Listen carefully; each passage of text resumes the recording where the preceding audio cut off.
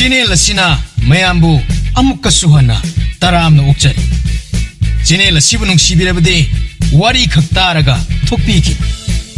Adom madongi mamal yamlaba kubi sing aduna subscribe amadi notification bell icon adada git launa amuktang nambira.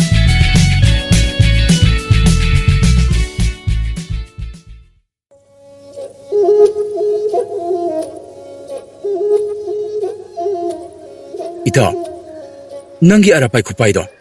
Ozana pay bito ko chap manay. Ay di adugi kupay do. Sungay hewiyadi. Asing brane maro. Ay sukanga manatida. Nung mo jana sajibugi nini pa manumita. Magi mahiro ekoy kuding kauraga. Folapun ng samin na kibanumito. Ningsing libre ito. Hoy, ningsing maro. Numito da hayra ba satra kaya. Moigi aurayba mong mayam do. Madubu urubada aishu hotnaningbadi phawkhibani. Moibu uraga itaw thawna yamna oi. Madugidi aina muk thoidongna khanjilubo oidida maro. Adubu numittugi ozagi khuchu kupai mawngdudi aina muna yenghawi itaw. Yumda halaga hapta amagi matung aina awang khongnung laipalda hauba achauba hainokjong pambidugi matonda panba hainokjong amada changyeng tawi itaw. Maduda mai pakhi itaw. Numito, ay siyang nangaki. Asing brane. Ay di adum na kutsumbadi laira na kara sana lang mo pao saluya din ito. Nung sinayek tumtoki. Maro, nang ay bom tatapi ba yagadra? Karigi yada ni. Ay nakangba nang nakangba ni. Kaday, nangi kutsudo. Se, sida laire. Karampayo ga ito. Se, ay napari mong dyan. Masiga chapmana na payo. Kubi, kudumbi, kuyay. Makoy humsina chiya na chapkadabani. Aduga arapagi masay makasida na kuning thaw amadi kunawi na mapangal pinaba mapa chumna yay na ba makara ngakadabani ito. Aduga kujengse masina mong chana layraga ay koygi miyingi mapalalhandana kanna langlaga thadokidong nito. Yengo to. Tu. Iyengo to. Hey! Ay, yengun에. Kaya ada kan yang na paik sibino. Konjela mo sulunya na yang na paik hinay ito. Ito, ay sulang lagi. Lang mo ito, taro. Hoy! Ya! Naning tamlo ay garapay! Ito paik re ito. Karino mayon si Nitawi konong manungtan na pasin kaya ito. Hay, kusin kuna ang tuktak isang krabadi, suwede na layba watuoy batari. Ito, ay kuy ni karamtong ni. Hoy ni ito, karamtong ni siya. Ay yarapay! Ay nakauri ba si tarabadi ng makada taro? Ito, nang gusong tayo. Iba ni nitaw sirak suwede na pangbatari. Ay yarapay! Limay kairo na raw! Malim imagyatang ni! Leblo!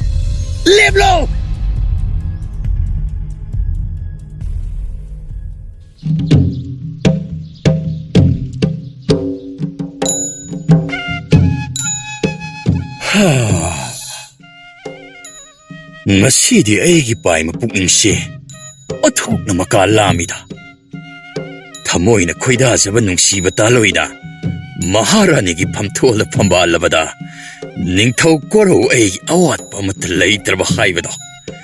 Madugum na hek pawagum kaya da pinjariba. Amuktabu kauraga pena yengke. Hey, madubu gaday lay krabadoni. Ulak dini. Hay, Maharani! Hay, nungsi tuibi! Hay, michutpi! Tari. Hay, amuk talaw ni. Aruba wa makhanagadaw layre ni. Laksari. Makoy ning thawda. Nahan, poiri na awang chingmay dagi helak pa haykado. Mahaw amuk tanging hanjaning dana. Haykado, apaba kalambani. Buri. Oh, honi. Lao. Masida buhay na haisin na haigirab.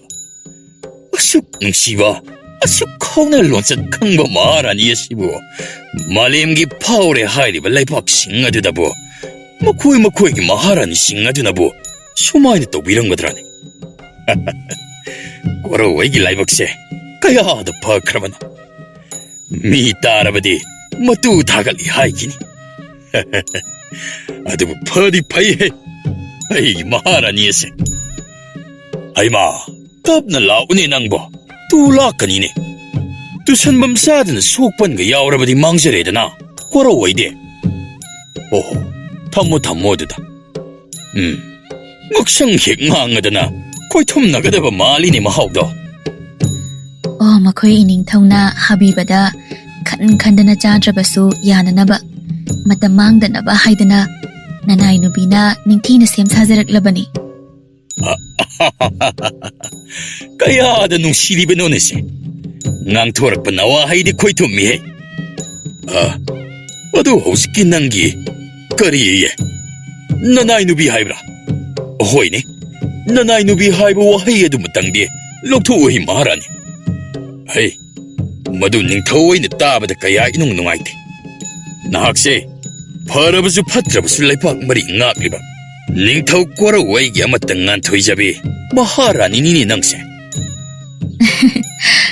ꯏꯅꯤꯡꯊꯧꯒꯤ ꯊꯧꯖꯥꯜꯕꯨ ꯄꯨꯟꯁꯤ ꯆꯨꯞꯄꯒꯤ ꯃꯇꯣꯟ ꯂꯣꯝꯅ ꯊꯧꯒꯜ ꯐꯪꯖꯒꯦ ꯈꯟꯖꯔꯤꯕꯤ ꯂꯩꯃꯇꯣꯟ ꯑꯩꯒꯤ ꯏꯐꯝꯗꯗꯤ ꯀꯔꯤꯁꯨ ꯊꯣꯏꯅ ꯍꯦꯟꯅ ꯈꯟꯖꯤꯟꯖꯕ ꯂꯩꯖꯗꯦꯗ꯫ ꯃꯤꯡꯊꯣꯜ ꯍꯥꯏꯕꯁꯤꯗꯤ ꯃꯤꯡꯊꯣꯜꯅꯤ, ꯃꯔꯨ ꯑꯣꯏꯔꯤꯕꯗꯤ ꯏꯅꯤꯡꯊꯧꯅ ꯑꯩꯕꯨ ꯑꯁꯨꯝꯅ ꯑꯗꯨꯝ ꯅꯨꯡꯁꯤꯕꯤꯕꯁꯦ, ꯃꯁꯤ ꯈꯛꯇꯅꯤ ꯑꯩꯅ ꯅꯤꯖꯔꯤꯕ꯫ ꯑꯩꯒꯤ ꯃꯍꯥꯔꯥꯅꯤꯁꯤ ꯑꯋꯥꯠꯄ ꯑꯃꯠꯇ ꯍꯦꯛ ꯂꯩꯇꯦꯗ, ꯁꯩꯇ ꯁꯥꯔꯤꯁꯨ꯫ ꯁꯛꯇ ꯆꯨꯗ ꯍꯥꯏꯔꯣ, ꯑꯋꯥꯠꯄ ꯑꯃꯠꯇ ꯂꯩꯇꯦ꯫ ꯌꯦꯡꯕꯒꯤ ꯄꯦꯟꯕ ꯍꯦꯛ ꯅꯥꯍꯟꯗꯦꯕ꯫ ꯂꯝꯆꯠ ꯊꯧꯒꯜꯂꯣꯟꯗ ꯑꯃꯨꯛ ꯂꯥꯝꯁꯤꯜꯂꯨꯔꯦ, ꯃꯒꯨꯟꯅ ꯄꯨꯝꯌꯣꯡ꯫ ꯋꯥꯄꯥꯎ ꯍꯨꯟꯕꯥꯎꯅꯕ, ꯄꯨꯛꯃꯦꯟ ꯄꯥꯎꯃꯦꯟꯅꯕꯗꯁꯨ ꯅꯤꯡꯊꯧ ꯑꯩ ꯐꯥꯎꯕ ꯃꯌꯥ ꯐꯦꯡꯗ꯭ꯔꯕ ꯅꯣꯡꯁꯥꯒꯨꯝ ꯀꯨꯝꯗꯅ ꯍꯦꯛ ꯇꯣꯛ꯫ ꯋꯥꯠꯇꯦꯀꯣ? ꯃꯁꯤ ꯑꯩꯅ ꯍꯥꯏꯒꯦ ꯌꯥꯎꯅ ꯍꯥꯏꯖꯤꯟꯅꯕ ꯅꯠꯇꯦ, ꯑꯈꯪꯕ ꯑꯩꯇꯅ ꯈꯪꯒꯗꯕꯅꯤ꯫ ꯌꯥꯔꯦ, ꯂꯦꯞꯄꯤꯔꯣ꯫ ꯑꯇꯥꯕ ꯀꯅꯥꯅ ꯇꯥꯈ꯭ꯔꯒ ꯃꯈꯣꯏ ꯏꯅꯤꯡꯊꯧꯁꯦ ꯉꯥꯎꯔꯦꯗꯅ ꯁꯣꯏꯗꯅ ꯍꯥꯏꯅꯈ꯭ꯔꯅꯤꯌꯦ꯫ ꯁꯦ, ꯑꯗꯨꯒꯤ ꯁꯔꯨꯛꯄꯨꯗꯤ ꯌꯥꯗ ꯑꯗꯨꯝ ꯀꯥꯊꯣꯛꯄꯤꯔꯣ꯫ ꯅꯅꯥꯏ ꯅꯨꯕꯤ ꯍꯩꯈꯥ ꯑꯃꯇꯪ ꯏꯟꯖꯔꯛꯀꯦ꯫ ꯍꯥꯏꯁ, ꯏꯀꯥꯏꯍꯦ꯫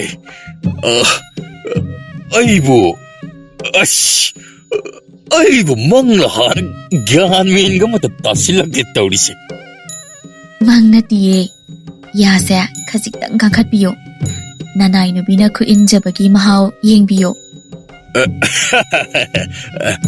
ꯇꯧꯐꯝ ꯈꯪꯗ꯭ꯔꯦꯍꯦ ꯑꯩꯗꯤ ꯃꯍꯥꯔꯥꯅꯤ꯫ ꯉꯁꯤ ꯅꯪꯒꯤ ꯃꯇꯧ ꯑꯁꯤꯕꯨ ꯊꯃꯣꯏ ꯃꯍꯤ ꯂꯥꯡꯉꯤꯅꯦꯍꯦ ꯅꯤꯡꯊꯧ ꯑꯩꯍꯥꯛꯁꯦ꯫ ꯏꯜꯂꯣ, ꯀꯗꯥꯏ? ꯁꯤꯗ ꯂꯩꯖꯔꯦ꯫ ꯀꯗꯥꯏ? ꯅꯨꯄꯥ ꯆꯠꯈꯤꯗ꯭ꯔꯦꯍꯦ, ꯈꯔ ꯂꯥꯎꯅ ꯀꯥꯊꯣꯛꯄ ꯌꯥꯗꯕ꯭ꯔꯣ ꯌꯥꯗꯨꯕꯣ? ꯏꯄꯥ ꯑꯃ ꯐꯥꯖꯤꯟꯕꯗꯧꯅ ꯇꯧꯕꯤꯔꯤꯕ ꯑꯗꯨꯕꯨ ꯏꯀꯥꯏꯕ ꯍꯥꯏꯕꯗꯨꯔꯣ? ꯅꯠꯇꯦꯗ, ꯀꯥꯊꯣꯛꯀꯦ꯫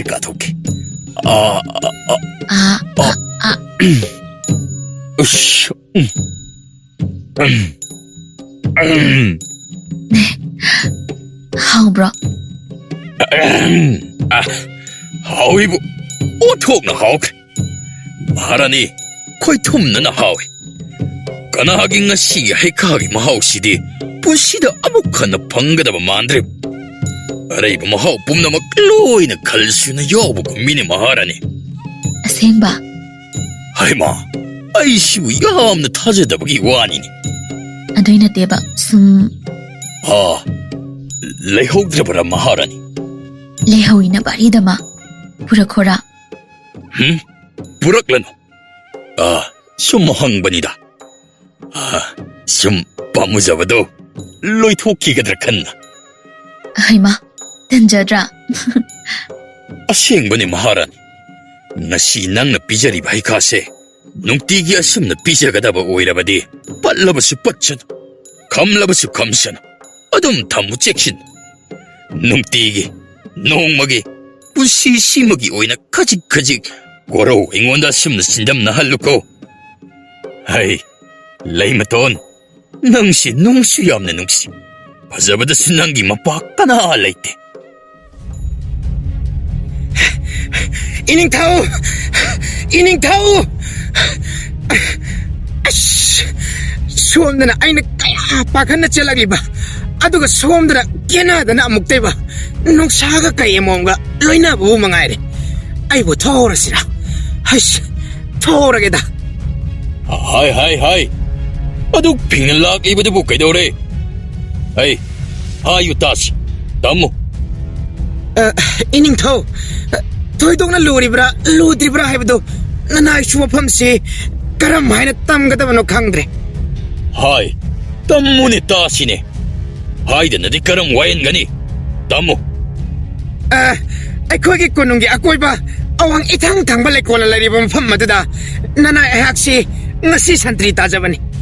ꯃꯗꯨꯗ ꯏꯈꯪ ꯈꯪꯍꯧꯗꯅ ꯏꯅꯤꯡꯊꯧꯅ ꯌꯥꯝꯅ ꯆꯦꯛꯁꯤꯟꯅ ꯁꯦꯟꯅꯖꯕ ꯑꯉꯥꯡꯕ ꯃꯆꯨꯒꯤ ꯑꯗꯔ ꯒꯨꯂꯥꯞ ꯑꯗꯨꯗ ꯃꯌꯥꯏ ꯆꯕꯨꯛꯃꯛꯇꯗ ꯏꯅꯤꯡꯊꯧ ꯁꯛ ꯈꯪꯗꯕ ꯀꯅꯥꯒꯤ ꯅꯤꯡꯊꯤꯖꯕ ꯐꯤꯖꯤ ꯐꯤꯖꯦꯅ ꯂꯩꯇꯦꯡꯕ ꯑꯔꯥꯞꯄꯥꯏ ꯑꯃꯅ ꯌꯨꯡꯗꯨꯅ ꯂꯩꯁꯤꯜꯍꯧꯔꯦ. 까리 하이바. 하이는 타신 그야 와나. 이콧 막나 som자주는 뭐 뿡파방 아이저리바. 아다르 굴랍 아두 먹다다. ꯑꯍꯣꯏ ꯏꯅꯤꯡꯊꯧ ꯅꯅꯥꯏ ꯄꯥꯎꯁꯤ ꯃꯁꯤꯕꯨ ꯍꯥꯟꯅꯅ ꯇꯝꯖꯒꯦꯗꯅ ꯌꯥꯡꯅ ꯆꯦꯟꯖꯔꯛꯄꯅꯤ. ꯀꯔꯤꯒꯨꯝꯕ ꯃꯗꯨꯗ ꯈꯨꯠꯄꯥꯏ ꯆꯥꯗꯅ ꯁꯠ ꯈꯣꯠꯇꯅ ꯇꯧꯔꯨꯔꯕꯗꯤ ꯅꯤꯡꯊꯤꯖꯕ ꯂꯩꯅꯥ ꯃꯌꯥꯝ ꯑꯗꯨ ꯂꯩꯃꯥꯏꯗ ꯆꯣꯏꯖꯥꯏꯅꯅ ꯀꯦꯟꯈꯤꯗ꯭ꯔꯥ ꯈꯟꯅ ꯅꯅꯥꯏ ꯀꯔꯤꯃꯠꯇ ꯊꯦꯡꯖꯔꯝꯗꯦ ꯏꯅꯤꯡꯊꯧ. ꯄꯥꯎ ꯍꯥꯟꯅ ꯄꯤꯕ ꯂꯥꯛꯆꯔꯤꯕꯅꯤ. 이야. 강건이드나 쌀이셔. 닝터우 아이기 란까이부 란시는 마투이나 바샤리바. 깜만한 부카나노. 고로 아이기 틱캉 오이드라도. 하이. 마하라니. 난 학당 포타르 갈래라. 아이야 목대 예ing록. 하가니 이닝타오. 아도 가리노 가람노 닝티나 따레 따라 톡나 칸타비라 바동다 와일 타우다싱도 ꯄꯥꯡꯊꯣꯛꯄꯤꯌꯨꯀꯣ. ꯌꯥꯔꯕꯗꯤ ꯅꯅꯥꯏ ꯅꯨꯄꯤ ꯑꯩꯉꯣꯟꯗꯁꯨ ꯈꯖꯤꯛꯇꯪ ꯑꯣꯏꯔꯕꯁꯨ ꯄꯨꯛꯃꯦꯟ ꯄꯥꯎꯃꯤꯟꯅꯕꯤꯔꯝꯃꯣ. 호이 마하라니. 하이, 쩌치, 망토. 헤헤. 파가니 이닝ꯊꯧ. 이닝ꯊꯧꯅ ꯌꯥꯏꯐꯔꯦ.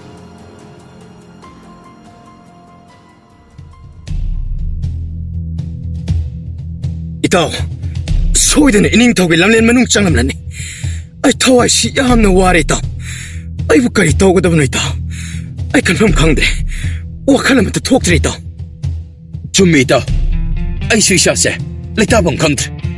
ꯑꯗꯨꯕꯨ 이반이 수만 ꯁꯨꯝ ꯋꯥꯈꯜ ꯊꯣꯛꯇꯦꯅꯕꯨ ꯈꯟꯅꯗꯅ ꯁꯨꯝ ꯂꯩꯁꯤꯜꯂꯒꯗꯤ ꯏꯇꯥꯎ ꯄꯣꯂꯣꯏ ꯄꯨꯔꯛꯀꯗꯕ ꯃꯥꯟꯗ꯭ꯔꯦ. ꯃꯇꯝ ꯍꯦꯟꯈ꯭ꯔꯕꯗꯤ ꯄꯨꯟꯁꯤ ꯆꯨꯞꯄꯒꯤ ꯀꯩꯁꯨꯝꯁꯪꯗ ꯐꯥꯗꯣꯛ ꯇꯥꯕ ꯁꯣꯏꯔꯣꯏ. ꯁꯤꯕꯒꯤ ꯆꯩꯔꯥꯛ ꯐꯥꯎ ꯐꯪꯒꯅꯤ ꯍꯥꯏꯕꯗ ꯍꯥꯏꯃꯟꯕ ꯊꯣꯛꯂꯔꯣꯏ. ꯂꯥꯏꯔꯕ ꯏꯃꯥꯒꯤ ꯈꯟꯕꯗ ꯊꯋꯥꯏꯁꯦ ꯋꯥꯕ ꯑꯁꯨꯝ ꯍꯦꯟꯖꯤꯜꯂꯛꯂꯦ ꯏꯇꯥꯎ. ꯁꯨꯞꯅꯒꯤ ꯑꯔꯥꯞꯄꯥꯏ ꯑꯃꯈꯛꯅ ꯄꯨꯟꯁꯤ ꯆꯨꯞꯄꯒꯤ ꯏꯃꯥꯒꯤ ꯃꯤꯂꯨ ꯄꯤꯔꯥꯡ ꯀꯪꯍꯜꯂꯔꯣꯏꯗꯕꯀꯣ. ꯀꯌꯥꯗ ꯐꯠꯇ꯭ꯔꯤꯕ ꯃꯆꯥꯅꯣ ꯑꯩꯁꯦ. 이따 칸다나 레이버기 마땀 나트레. 라오. 오자 다모기 만악다 찰라가 마탱 카직 니루시.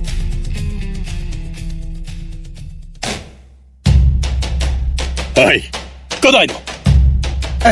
이닝ꯊꯧ ꯑꯁꯤꯗ ꯂꯩꯔꯦ. ꯇꯨ. 이야. 마틱 레이버 땀마 까나노이. 고로 웨이기 아마 땅아이자비 아다르 골라포 레이마이드 조야이나 한바.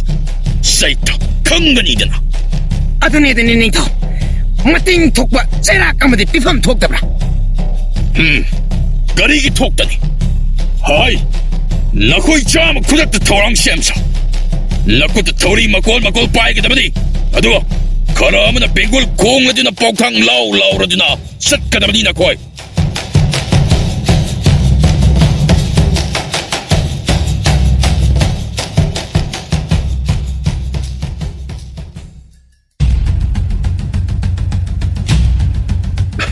오자! ꯂꯩꯔꯕꯗꯤ ꯑꯃꯨꯛꯇ ꯊꯣꯛꯄꯤꯔꯛꯎꯕ. ꯅꯆꯥ ꯑꯩꯈꯣꯏꯒꯤ ꯃꯇꯦꯡ ꯑꯃꯨꯛꯇ ꯄꯥꯡꯕꯤꯌꯨ ꯑꯣꯖꯥ. ꯑꯣꯖꯥ! ꯑꯩꯈꯣꯏ ꯏꯔꯥꯏ ꯅꯨꯃꯤꯠꯀꯤ ꯁꯥꯇ꯭ꯔꯅꯤ. ꯑꯣꯖꯥ ꯂꯩꯕꯤꯔꯕꯗꯤ ꯑꯃꯨꯛꯇ ꯊꯣꯛꯄꯤꯔꯛꯎꯕ.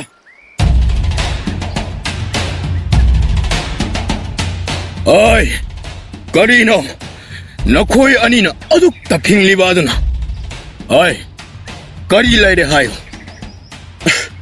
ꯁꯨꯝꯗꯧꯕꯅꯤ ꯑꯣꯖꯥ ꯀꯪꯂꯩ ꯑꯩꯈꯣꯏ ꯑꯅꯤꯁꯦ ꯃꯌꯥꯏ ꯂꯩꯀꯥꯏꯒꯤ ꯈꯨꯜꯒꯤ ꯂꯝꯄꯥꯛ ꯑꯗꯨꯗ ꯑꯔꯥꯄꯥꯏ ꯍꯨꯟꯕ ꯇꯝꯖꯔꯝꯕꯅꯤ ꯑꯗꯨꯕꯨ ꯍꯥꯏ ꯑꯗꯨꯕꯨ ꯀꯩꯗꯧꯔꯒꯦ ꯍꯥꯏꯌꯨꯅꯦ ꯑꯗꯨꯕꯨ ꯈꯪꯍꯧꯗꯅ ꯌꯥꯝꯅ ꯊꯥꯖꯗꯕ ꯃꯑꯣꯡꯗ ꯅꯨꯡꯁꯤꯠꯀꯤ ꯃꯥꯡ ꯊꯥꯅ ꯄꯥꯏꯈꯤꯕꯅ ꯏꯅꯤꯡꯊꯧꯅ ꯂꯩꯕ ꯀꯣꯅꯨꯡ ꯃꯅꯨꯡ ꯇꯝꯅ ꯇꯥꯁꯤꯟꯈ꯭ꯔꯦ ꯀꯔꯤ ꯏꯅꯤꯡꯊꯧꯒꯤ ꯀꯣꯅꯨꯡ ꯃꯅꯨꯡꯗ ꯑꯍꯣꯏ ꯑꯣꯖꯥ ꯍꯧꯖꯤꯛ ꯑꯩꯈꯣꯏ ꯀꯔꯤ ꯇꯧꯒꯗꯕꯅꯣ ꯈꯟꯐꯝ ꯈꯪꯗ꯭ꯔꯦ ꯑꯣꯖꯥꯗ ꯃꯁꯤꯕꯨ ꯀꯔꯤꯅ ꯀꯔꯝ ꯇꯧꯔꯒ ꯀꯣꯛꯄ ꯉꯝꯒꯅꯤ ꯍꯥꯏꯕꯗꯣ ꯇꯦꯡꯕꯥꯡꯕꯤꯌꯨ ꯑꯃꯨꯛꯇ ꯅꯤꯖꯒꯦ ꯂꯥꯛꯆꯔꯤꯕꯅꯤ ꯄꯥꯡꯕꯤꯗꯕ ꯌꯥꯗꯕꯅꯤꯀꯣ ꯑꯣꯖꯥ ꯃꯁꯤꯅ ꯀꯔꯤꯒꯨꯝꯕ ꯋꯥꯊꯣꯛ ꯊꯣꯛꯍꯜꯂꯕꯗꯤ ꯂꯥꯏꯔꯕꯤ ꯏꯃꯥꯅ ꯄꯨꯟꯁꯤ ꯆꯨꯞꯄꯒꯤ ꯃꯆꯥ ꯑꯩꯒꯤ ꯃꯔꯝꯅ ꯄꯤꯔꯥꯡ ꯀꯪꯗꯕ ꯑꯗꯣ ꯃꯆꯥ ꯑꯩꯍꯥꯛꯅ ꯄꯥꯝꯖꯗꯦ ꯑꯣꯖꯥ ꯑꯣꯖꯥꯒꯤ ꯈꯣꯡ ꯄꯥꯏꯗꯨꯅ ꯍꯥꯏꯖꯔꯤ ꯑꯣꯖꯥ ꯇꯧꯍꯩꯗꯦ ꯌꯥꯔꯦꯁꯦ ꯏꯅꯤꯡꯊꯧꯒꯤ ꯃꯑꯣꯡ ꯑꯗꯨ ꯍꯥꯏꯔꯨꯔꯕꯗꯤ ꯍꯥꯏꯐꯦꯠ ꯂꯨꯒꯗꯧꯔꯤ ꯅꯈꯣꯏ ꯑꯅꯤꯒꯤ ꯃꯇꯥꯡꯁꯤꯀꯣ ꯑꯗꯨꯕꯨ ꯑꯣꯖꯥ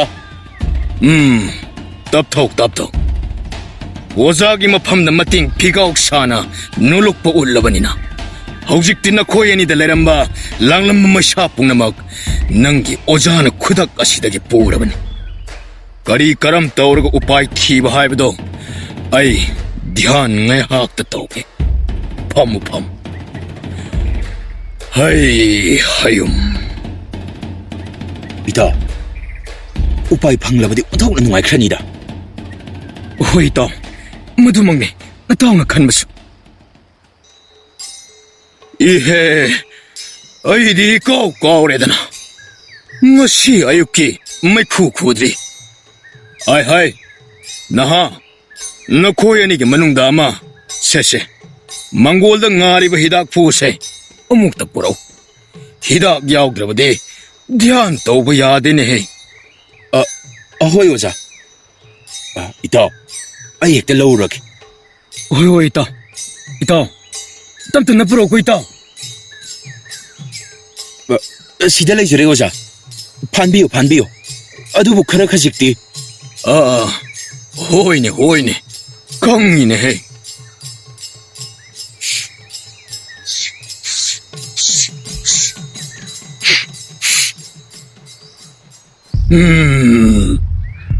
하염 시다바 이수수 하이 오자 까리 더비래 까리 더비래 오자 아이 머시디 레박 와톡 오에게 도래네 닝토기와 칼조에 그래 마하라니 코이랑 마나이 머시엘라마 또 왔다 사무 마마이 오래나 가름 동시디 까리 유바이 빵하니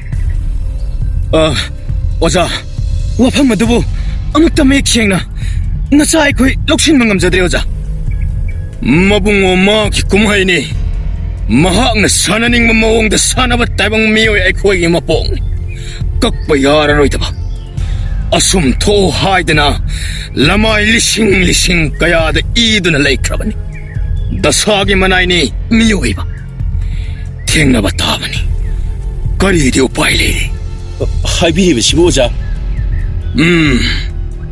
ꯅꯪꯒꯤ ꯅꯇꯥꯎ ꯀꯪꯂꯩꯅ ꯈꯨꯠꯄꯥꯏ ꯁꯦꯅ ꯊꯥꯈꯤꯕ ꯑꯔꯥꯄꯥꯏ ꯑꯗꯨꯗꯤ ꯅꯤꯡꯊꯧ ꯀꯣꯔꯧꯅ ꯋꯥꯅ ꯃꯈꯣꯡ ꯁꯣꯝꯗꯨꯅ ꯊꯥꯕꯨꯡ ꯀꯌꯥ ꯁꯦꯟꯅꯖꯔꯛꯄ ꯉꯔꯥꯡꯇ ꯐꯨꯒꯥꯏꯅ ꯅꯥꯏꯇꯣꯝ ꯁꯥꯠꯆꯕꯤ ꯑꯗꯔ ꯒꯨꯂꯥꯞ ꯑꯗꯨꯒꯤ ꯃꯌꯥꯏ ꯆꯕꯨꯛ ꯆꯞ ꯆꯥꯅ ꯌꯨꯡꯂꯒ ꯂꯩꯅꯥꯁꯤꯡ ꯑꯗꯨ ꯂꯩꯃꯥꯏꯗ ꯆꯣꯏꯖꯥꯏꯅꯅ ꯀꯦꯟꯗꯨꯅ ꯂꯩꯔꯦꯗꯅ ꯃꯅꯥꯏ ꯃꯁꯦꯜ ꯅꯤꯡꯊꯧꯒꯤ ꯍꯨꯀꯨꯝꯗ ꯃꯀꯣꯛ ꯃꯃꯩ ꯉꯥꯎꯅ ꯁꯖꯥꯏ ꯀꯌꯥ ꯐꯪꯅꯔꯦ hui angaba ole manaising oja nachagi thawai de kan biuni oja oja gi laman mapok tare ta su kongam loi laire bi imagi mai amuk tang yeng bi dina na chabu amuk tanuk si biuni oja ngasi haibna bit asidagi amuk khana arapai kuchu khak thing krara kari haiba nawa yani rak suro hai tati hawi na pani mak gari haibok jikida kuchu khak thing krara haiba 오자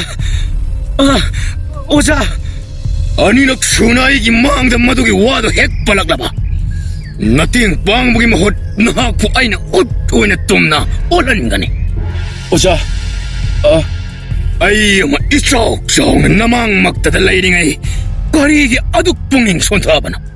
ꯄꯨꯝꯅꯃꯛ ꯑꯩꯅ ꯃꯥꯌꯣꯛꯅꯒꯅꯤ. ꯇꯧꯒꯦ. ꯑꯩ ꯇꯧꯒꯦ. ꯉꯁꯤꯗꯤ ꯎꯠꯂꯒꯦ. ꯈꯨꯠꯂꯥꯏꯒꯤ ꯃꯔꯨꯝꯗ ꯃꯟꯇ꯭ꯔ ꯂꯩ ꯍꯥꯏꯕ ꯑꯁꯤ ꯃꯌꯦꯛ ꯁꯦꯡꯅ ꯇꯥꯛꯂꯒꯦ. ꯍꯥꯏꯌꯣ. ꯅꯍꯥꯛ ꯀꯔꯤ ꯀꯔꯤ ꯇꯧꯕꯗꯤ ꯍꯩ. ꯃꯗꯨꯒꯤ ꯃꯇꯨꯡ ꯏꯟꯅ ꯑꯩ ꯊꯧ ꯇꯧꯒꯦ. ꯑꯣꯖꯥ, ꯑꯩ ꯀꯔꯤꯁꯨ ꯍꯩꯖꯗꯦ. ꯃꯍꯩ ꯑꯃꯠꯇ ꯂꯩꯖꯗꯦ. ꯑꯣꯖꯥꯅ ꯏꯔꯥꯏ ꯈꯨꯗꯤꯡꯒꯤ ꯈꯨꯠꯁꯨ ꯂꯪꯕ ꯇꯝꯕꯤꯕ ꯑꯗꯣ ꯃꯗꯨ ꯅꯠꯇꯅ ꯇꯣꯉꯥꯟꯕ ꯍꯩꯖꯕ ꯑꯃꯠꯇ ꯂꯩꯖꯗꯦ ꯑꯣꯖꯥ. ꯑꯩꯁ, ꯑꯣꯟꯊꯣꯛꯄꯅꯤꯗ. ꯑꯔꯨꯕ ꯆꯕꯥꯟ ꯊꯥꯕ ꯃꯇꯝꯗꯗꯤ ꯅꯁꯥꯒꯤ ꯑꯣꯏꯖꯕ ꯅꯇꯤꯛ ꯑꯃꯗꯤ ꯆꯦꯟꯗꯕ ꯁꯨꯛꯌꯥꯃꯛ ꯌꯥꯗꯕꯅꯤ.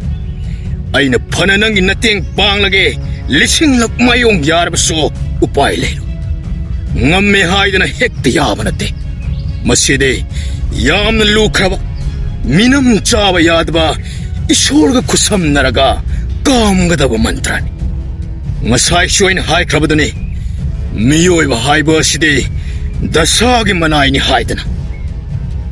ꯑꯣꯟꯊꯣꯛꯄ ꯃꯄꯣꯛꯅꯤꯗꯀꯣ ꯀꯪꯂꯩ ꯑꯩꯒꯤ ꯃꯄꯣꯛꯁꯦ.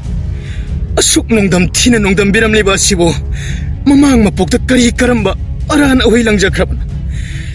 ꯉꯁꯤ ꯍꯥꯏꯕ ꯅꯨꯃꯤꯠ ꯑꯁꯤꯗꯤ ꯑꯩꯒꯤꯗꯤ ꯃꯍꯩꯒꯤꯅ ꯁꯥꯏꯍꯧ, ꯄꯨꯟꯁꯤꯒꯤꯅ ꯄꯣꯂꯣꯏ ꯍꯥꯏꯕ ꯑꯗꯣ ꯑꯣꯏꯒꯗꯧꯔꯕꯀꯣ. ꯑꯄꯣꯛꯄꯤ, ꯅꯆꯥꯕꯨ ꯋꯥꯔꯧꯒꯅꯨꯀꯣ.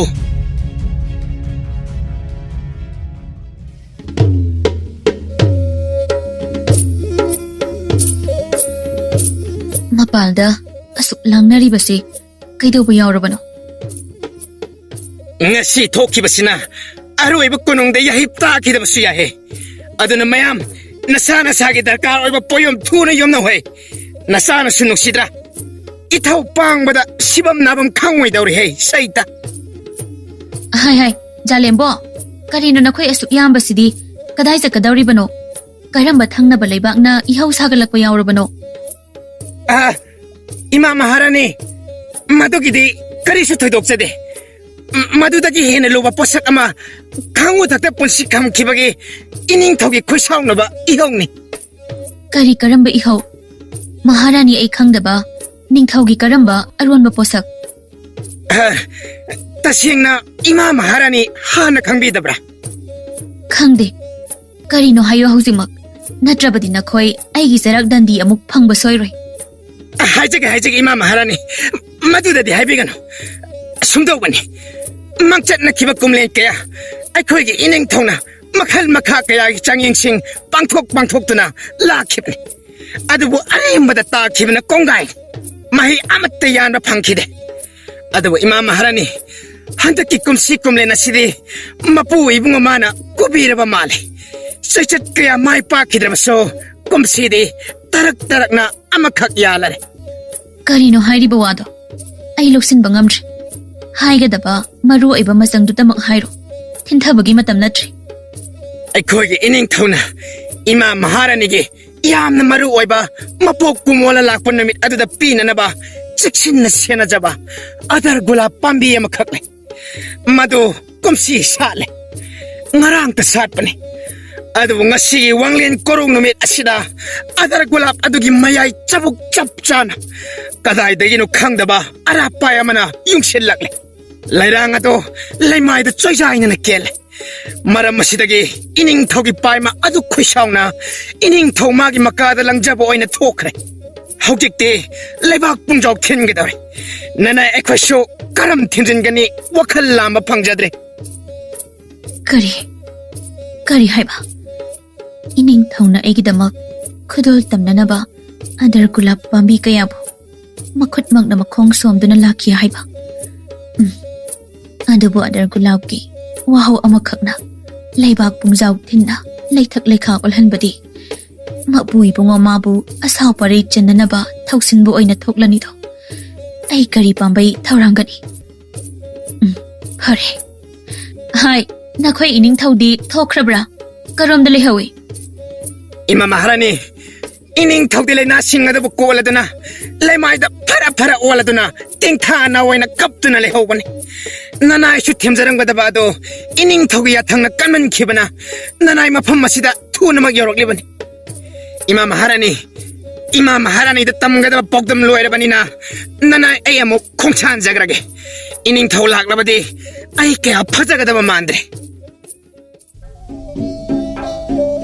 ꯃꯈꯣꯏ ꯏꯅꯤꯡꯊꯧ ꯀꯩꯗꯧꯕꯤꯔꯦ ꯃꯤꯠꯅ ꯏꯉꯥꯡ-ꯉꯥꯡꯅ ꯈꯣꯡꯗꯣꯏꯕꯤꯔꯛꯂꯤꯕꯗꯤ ꯑꯗꯣꯝꯗꯕꯨ ꯀꯔꯤ ꯂꯩꯕꯒꯦ ꯀꯗꯥꯏ ꯆꯠꯄꯤꯔꯨꯏꯅꯣ 아이씨 닝타오 만화 팍랑 딜리 하이브도 좀 퍼자다오래던 아이디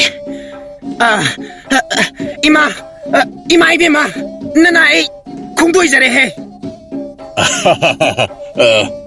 그리시 도대다. 띵나무숨. 하이, 보이레. 낭디 시다 까져럼리바. 하이, 나 때낭부. 낭 나마 아이베 마기 하이카 틴발락 리브라나 헤이. ahoy 닝타오 락자람 리바니 닝타오 비자람 라바니나 나나 에모 공도이 잘하게 닝타오 오, 공도이로. 아두고 나사이 아이는 티라우 하이바 하이카두스 두나막 디럭다바 야다바니코. 파레. 짤로. 와이슈 락락게. ahoy 닝타오 ꯀꯗꯥꯏꯗ ꯑꯃꯨꯛ ꯆꯠꯄꯤꯗꯧꯔꯤꯕꯅꯣ ꯄꯣꯏꯔꯦꯅ ꯃꯔꯥꯏ ꯊꯤꯖꯔꯛꯂꯗꯕꯗꯨꯗ ꯃꯈꯣꯏ ꯏꯅꯤꯡꯊꯧꯅ ꯉꯁꯤ ꯈꯪꯌꯥꯎ ꯌꯥꯎꯅꯤꯡꯂꯛꯂꯤꯕꯁꯤꯅ ꯀꯔꯤ ꯇꯧꯔꯕꯒꯦ ꯅꯍꯥꯟ ꯃꯈꯩꯗꯤ ꯃꯄꯥꯜ ꯊꯣꯛꯎ ꯍꯥꯏꯕ ꯁꯨꯡꯌꯥ ꯌꯥꯗꯕꯗꯥꯏꯅꯦ 호이다. 꼬나 야오라게. 보이레. 너희 해dum 짤로 하이. 낭 이마이베 마세. 마사 가야 이농 농아이티 하이네. 쪼. 아두고 방학다바디 야다바디코. 방가나디 할락가노 해 보이레.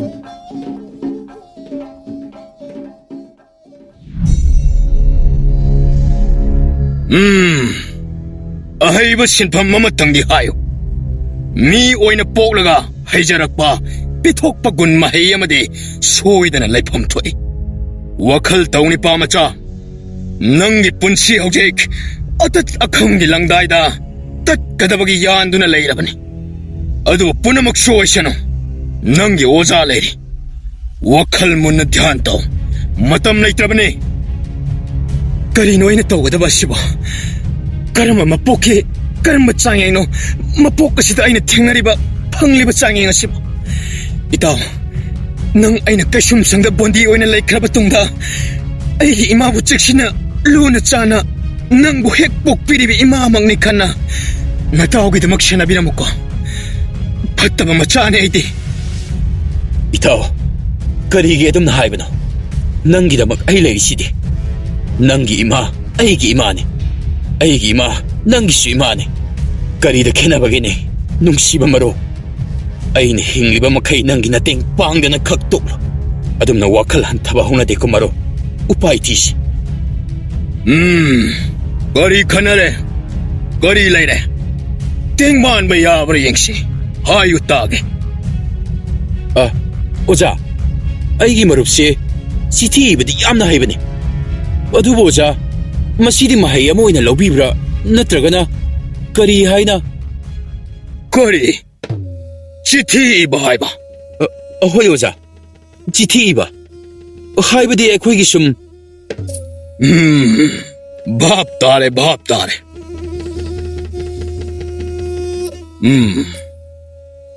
ꯅꯤꯡꯊꯧ ꯀꯣꯔꯧ ꯄꯤꯁꯛ ꯄꯤꯛꯂꯤꯉꯩꯗꯒꯤ ꯅꯪ ꯑꯩ ꯍꯧꯃꯤꯟ ꯀꯥꯃꯤꯟꯅꯔꯛꯄꯅꯤ ꯏꯄꯥꯅ ꯄꯣꯔꯦꯝꯕ ꯑꯣꯏꯔꯤꯉꯩ ꯃꯇꯝ ꯑꯗꯨꯗꯒꯤ ꯍꯧꯅ ꯅꯪ ꯑꯩ ꯃꯔꯨꯞ ꯁꯥꯟꯅꯗꯨꯅ ꯂꯥꯛꯈꯤꯕꯅꯤ ꯑꯗꯨꯕꯨ ꯏꯄꯥꯅ ꯂꯩꯈꯤꯗ꯭ꯔꯕ ꯃꯇꯨꯡ ꯑꯩꯅ ꯁꯥꯔꯦꯞ ꯐꯥꯔꯛꯂꯕ ꯃꯇꯝꯗꯗꯤ ꯅꯪꯅ ꯑꯩꯕꯨ ꯀꯔꯤꯁꯨ ꯂꯩꯇꯅ ꯈꯣꯡꯌꯥꯒꯤ ꯎꯐꯨꯜꯒꯨꯝ ꯈꯟꯅ ꯅꯍꯥꯛꯀꯤ ꯌꯦꯠꯀꯤ ꯄꯥꯝꯕꯣꯝ ꯃꯥꯏꯆꯧ ꯑꯃꯒꯤ ꯁꯤꯟꯐꯝ ꯐꯥꯎꯕ ꯇꯣꯜꯂꯕ ꯖꯥꯇꯤꯅꯤ ꯍꯥꯏꯅ ꯍꯟꯅ ꯐꯥꯎꯕ ꯌꯦꯡꯕꯤꯔꯛꯇꯅ ꯏꯀꯥꯏꯕ ꯄꯤꯕ ꯉꯝꯕ ꯐꯩ ꯂꯥꯏꯕꯛ ꯐꯕꯅꯤ ꯅꯍꯥꯛꯀ ꯁꯦꯠꯅꯔꯝꯕ ꯍꯧꯖꯤꯛꯇꯤ ꯑꯩ ꯅꯍꯥꯛꯅ ꯃꯤꯔꯥꯏꯕ ꯑꯗꯨꯅ ꯖꯒꯠ ꯀꯌꯥꯕꯨ ꯂꯩꯊꯛ ꯂꯩꯈꯥ ꯑꯣꯟꯅ ꯊꯣꯏꯕ ꯉꯝꯕ ꯃꯟꯇ꯭ꯔ ꯀꯌꯥꯒꯤ ꯃꯄꯨ ꯑꯣꯏꯗꯨꯅ ꯂꯩꯔꯤ ꯅꯪꯅ ꯉꯝꯕꯅ ꯅꯈꯨꯠꯇ ꯄꯥꯏꯖꯕ ꯁꯥꯁꯟ ꯁꯛꯇꯤ ꯑꯗꯨꯅ ꯂꯩꯕꯥꯛ ꯈꯔ ꯈꯛꯇꯒꯤ ꯃꯤꯌꯥꯝꯁꯤꯡꯕꯨ ꯅꯪꯒꯤ ꯅꯈꯥꯗ ꯊꯝꯖꯕ ꯉꯝꯖꯕꯅꯤ ꯑꯗꯨꯕꯨ ꯑꯩꯒꯤ ꯏꯈꯨꯠꯇ ꯂꯩꯔꯤꯕ ꯁꯛꯇꯤ ꯑꯁꯤꯗꯤ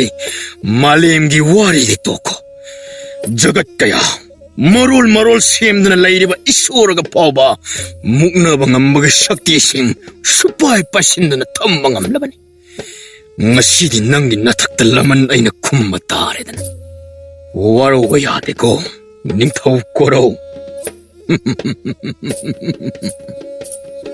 ꯀꯩꯗꯧꯕꯤꯔꯦ ꯑꯣꯖꯥ? ꯌꯥꯔꯔꯣꯏ ꯍꯥꯏꯔꯤꯕ꯭ꯔꯥ? ꯃꯗꯨ ꯅꯠꯇꯅ ꯑꯩꯒꯤꯗꯤ ꯍꯥꯏꯖꯕ ꯀꯔꯤꯁꯨ ꯂꯩꯖꯗꯦ. ꯃꯗꯨꯁꯨ ꯍꯩ ꯍꯥꯏꯅꯁꯨ ꯅꯣꯡꯃꯇ ꯑꯩ ꯈꯟꯈꯤꯕ ꯂꯩꯇꯦ. ꯃꯔꯨꯞꯅ ꯍꯥꯏꯔꯕꯅꯤꯅ ꯆꯨꯝꯂꯝꯂꯒꯅꯤ ꯈꯟꯖꯕꯇꯅꯤ ꯑꯣꯖꯥ. ꯀꯔꯤꯁꯨ ꯇꯧꯗꯦ. ꯅꯪꯒꯤ ꯃꯍꯩ ꯑꯗꯣ ꯆꯞ ꯆꯥꯔꯦ. ꯑꯩꯅ ꯄꯥꯝꯕꯗꯨꯁꯨ ꯃꯗꯨꯃꯛꯅꯤ. ꯅꯪꯒꯤ ꯏꯃꯥꯒꯤ ꯃꯥꯏ ꯑꯩꯅ ꯉꯥꯛꯂꯒꯦ. ꯅꯪꯒꯤ ꯅꯇꯦꯡ ꯑꯣꯖꯥꯅ ꯄꯥꯡꯂꯒꯦ. ꯑꯗꯨꯕꯨ ꯅꯪꯅꯗꯤ ꯑꯩꯒꯤꯗꯃꯛ ꯀꯔꯤ ꯇꯧꯕꯤꯕ ꯉꯝꯒꯅꯤ? ꯑꯣꯖꯥ, ꯀꯔꯤꯁꯨ ꯈꯪꯖ ꯍꯩꯖꯗꯕ ꯅꯆꯥꯅꯅꯥꯏ ꯑꯩꯍꯥꯛꯅꯗꯤ ꯀꯔꯤꯕꯨ ꯈꯨꯝꯒꯅꯤ? ꯑꯣꯖꯥꯅ ꯃꯁꯤꯃ ꯇꯧ ꯍꯥꯏꯕꯗꯣ ꯃꯗꯨꯃꯛ ꯇꯧꯖꯒꯦ. ꯑꯣꯖꯥꯅ ꯄꯦꯟꯕꯤꯔꯣꯏ ꯍꯥꯏꯕꯇꯅꯤ. ꯃꯇꯦꯡ ꯄꯥꯡꯕꯤꯔꯒꯦ ꯍꯥꯏꯕ ꯌꯥꯋꯥꯗꯤ ꯌꯥꯝꯅ ꯑꯄꯦꯟꯕ ꯐꯥꯎꯖꯩꯗꯣ. ꯑꯗꯨꯗꯤ ꯅꯪꯅ ꯍꯩꯔꯤꯕ ꯍꯩ ꯑꯗꯣ ꯏꯊꯣꯛꯇ꯭ꯔꯕꯁꯨ ꯆꯤꯡꯍꯥꯏ ꯑꯣꯏꯅ ꯈꯨꯗꯛ ꯑꯁꯤꯗ ꯑꯃꯈꯛ ꯍꯥꯏꯕ ꯉꯝꯒꯗ꯭ꯔꯥ? ꯃꯗꯨ ꯉꯝꯂꯕꯗꯤ ꯍꯧꯖꯤꯛꯃꯛ ꯐꯣꯜ ꯄꯨꯔꯛꯄ ꯉꯝꯒꯅꯤ. ꯍꯣꯏ ꯑꯣꯖꯥ, ꯃꯇꯦꯛ ꯑꯃ ꯍꯥꯏꯖꯒꯦ. ꯂꯩꯃꯀꯣꯜꯒꯤ ꯔꯥꯅꯤꯅꯤ ꯅꯪꯗꯤ, ꯅꯁꯦꯛ ꯅꯉꯥꯜꯅ ꯆꯨꯝꯊꯥꯡ ꯈꯜꯂꯤꯕꯤ. ꯃꯥꯏꯊꯣꯡ ꯌꯦꯡꯉꯤ ꯅꯨꯡꯉꯣꯜꯂꯤ ꯀꯣꯂꯣꯏ ꯇꯥꯔꯨꯏ ꯃꯅꯨꯡꯁꯤ. ꯂꯝꯉꯥꯏ ꯆꯤꯡꯁꯥꯡ ꯅꯥꯄꯣꯝꯅ ꯅꯨꯡꯁꯤ ꯆꯥꯅ ꯅꯥꯀꯣꯟꯕꯤ. ꯍꯤꯅ ꯌꯥꯏꯅ ꯐꯨꯗꯣꯡꯕꯤ ꯁꯅꯥ ꯂꯩꯐꯥꯡ ꯊꯣꯜꯂꯤꯕꯤ. ꯁꯨꯃꯖꯥꯏ ꯄꯨꯕꯤ ꯆꯤꯡꯂꯧ ꯁꯛꯇꯝꯅꯤ, ꯏꯪꯅ ꯆꯤꯛꯅ ꯇꯨꯝꯊꯤꯟ ꯉꯥꯜꯂꯤꯕꯤ. ꯂꯩꯅꯝꯅ ꯂꯩꯍꯥꯎ ꯂꯩꯔꯦꯟꯒꯨꯝ, ꯂꯩꯅꯝꯅ ꯂꯩꯍꯥꯎ ꯂꯩꯔꯦꯟꯒꯨꯝ. ꯑꯌꯥꯡ ꯂꯩꯃ ꯄꯥꯟꯊꯣꯏꯕꯤ ꯅꯨꯡꯁꯤ ꯈꯣꯡꯆꯠꯇꯤ ꯄꯥꯟꯊꯣꯡꯐꯝ. ꯁꯝꯂꯥꯡꯅ ꯌꯥꯏꯔꯤ ꯁꯥꯌꯣꯟꯕꯤ ꯅꯣꯡꯄꯣꯛ ꯅꯤꯡꯊꯧ ꯈꯨꯕꯝ. ꯇꯥꯕꯨꯅꯨꯡꯒꯤ ꯋꯥꯔꯤꯅ ꯁꯅꯔꯤꯛ ꯄꯔꯦꯡꯒꯨꯝ, ꯇꯥꯕꯨꯅꯨꯡꯒꯤ ꯋꯥꯔꯤꯅ ꯁꯅꯔꯤꯛ ꯄꯔꯦꯡꯒꯨꯝ. ꯀꯣꯅꯨꯡꯒꯤ ꯂꯟꯒꯩ ꯄꯨꯛꯀꯩ ꯃꯑꯣꯏꯔꯤ, ꯂꯂꯩ ꯃꯅꯤ ꯅꯪꯗꯤ ꯍꯤꯄꯣꯛ ꯌꯥꯏꯄꯣꯛꯄꯤ. ꯀꯪꯂꯩ ꯅꯣꯡꯄꯣꯛ ꯍꯦꯟꯊꯣꯏꯕꯤ.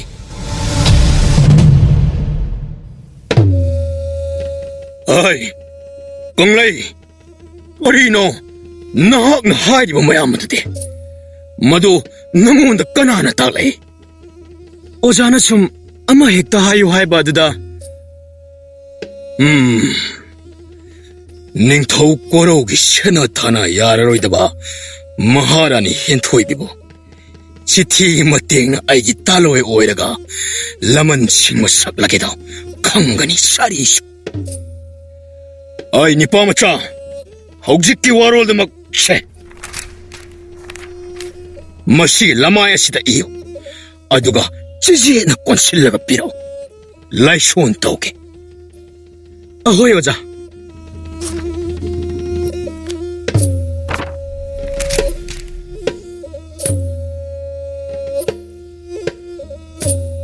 ꯑꯣꯖꯥ, ꯁꯤꯗ ꯂꯩꯖꯔꯦ. ꯑꯃꯠꯇ ꯋꯥꯠꯇꯅ ꯏꯖꯔꯕꯅꯤ ꯑꯣꯖꯥ.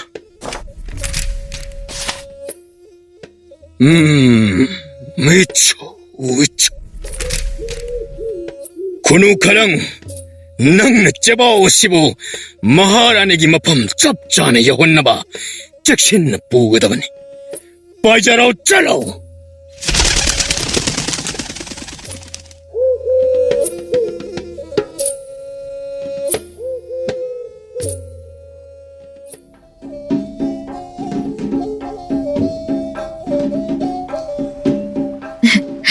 ꯌꯥꯔꯦꯁꯦ, ꯌꯥꯔꯦꯕ, ꯊꯥꯗꯣꯛꯑꯣꯕ. ꯍꯩꯈꯥ ꯏꯜꯂꯣ ꯍꯥꯏꯔꯒ ꯈꯨꯕꯤꯁꯦ ꯍꯦꯛ ꯍꯦꯛ ꯆꯤꯛꯏꯁꯤꯕꯨ ꯀꯔꯤꯒꯤꯅꯣ? ꯅꯪꯅ ꯅꯨꯡꯇꯤꯒꯤ ꯈꯖꯤꯛ ꯈꯖꯤꯛ ꯁꯨꯝ ꯆꯤꯛꯄꯗ ꯗꯥꯛꯐꯝꯅ ꯂꯣꯏꯔꯦ. ꯃꯤ ꯑꯉꯥꯡ ꯃꯃꯥꯡꯗ ꯈꯨꯕꯤ ꯊꯥꯡꯗꯣꯛꯄ ꯏꯀꯥꯏꯔꯕꯅꯦ ꯑꯩꯗꯤ. ꯅꯤꯡꯊꯧ ꯂꯝꯍꯦꯟꯕꯧ, ꯑꯉꯥꯡꯁꯤꯡꯗꯅ ꯃꯔꯣꯜ ꯑꯃ ꯁꯥꯊꯤꯕ ꯁꯥꯁꯤꯟꯅꯔꯤꯕ, ꯑꯩꯉꯣꯟꯗꯅ ꯑꯃꯨꯛ ꯇꯣꯏꯕ ꯀꯦꯁꯤꯟꯅꯔꯤꯕ. ꯁꯛꯂꯣꯠꯄ ꯍꯥꯏꯔꯤꯁꯤꯅꯤ. ꯃꯁꯤꯕꯨ ꯃꯤ ꯈ꯭ꯋꯥꯏꯅ ꯆꯠꯅꯗꯕ ꯏꯇꯧꯔꯥꯅꯤ. ꯑꯗꯨꯏꯁꯨ ꯐꯔꯦꯁꯦ, ꯅꯤꯡꯊꯤꯅ ꯄꯣꯊꯥꯗꯨꯅ ꯂꯩꯔꯝꯃꯨ. ꯑꯩ ꯑꯁ꯭ꯋꯥꯏ ꯐꯥꯎꯕꯗꯪ ꯈꯣꯡꯗꯣꯏ ꯏꯍꯨꯜ ꯇꯝꯂꯨꯒꯦ. ꯊꯨꯅ ꯂꯥꯛꯀꯦ. ꯑꯩꯕꯨ ꯉꯥꯏꯔꯝꯃꯨ. ꯑꯍꯣꯏ. ꯑꯗꯣ ꯅꯁꯥꯅ ꯑꯩꯒꯤꯗꯃꯛ ꯄꯥꯝꯕꯣꯝ ꯇꯤꯡꯂꯤꯅꯤ ꯍꯥꯏꯅ ꯋꯥꯈꯜ ꯈꯟꯊꯕꯤꯗ꯭ꯔꯕꯗꯤ ꯃꯤꯌꯥꯝꯅ ꯅꯪꯕꯨ ꯂꯥꯟꯅ ꯄꯥꯎꯖꯅꯈꯤꯅꯤ ꯅꯁꯥꯅ ꯑꯩꯕꯨ ꯇꯁꯦꯡꯅ ꯅꯨꯡꯁꯤꯕꯤꯔꯕꯗꯤ ꯍꯥꯏꯖꯕꯁꯨ ꯈꯔ ꯈꯖꯤꯛ ꯇꯥꯕꯤꯌꯨꯀꯣ ꯆꯠꯄꯤꯌꯨꯔꯣ ꯆꯠꯄꯤꯌꯨꯔꯣ ꯅꯪꯅ ꯍꯥꯏꯕꯗ ꯌꯥꯗꯕ ꯑꯩꯕꯨ ꯀꯔꯝꯕ ꯃꯇꯝꯗ ꯌꯥꯎꯈ꯭ꯔꯕꯒꯦ ꯑꯩꯒꯤ ꯄꯨꯟꯁꯤꯁꯤꯅ ꯍꯤꯡꯂꯤꯕ ꯃꯈꯩ ꯅꯪꯒꯤ ꯂꯣꯏꯅ ꯑꯣꯏꯈ꯭ꯔꯕꯅꯤ ꯂꯍꯨꯞꯁꯦ ꯀꯥꯎꯔꯦ ꯑꯣ ꯌꯥꯔꯦ ꯌꯥꯔꯦ ꯊꯣꯡꯒꯥꯜ ꯐꯥꯎ ꯑꯩ ꯄꯥꯏꯕꯤꯔꯛꯂꯒꯦ ꯊꯣꯛꯄꯤꯔꯣ ꯊꯣꯛꯄꯤꯔꯣ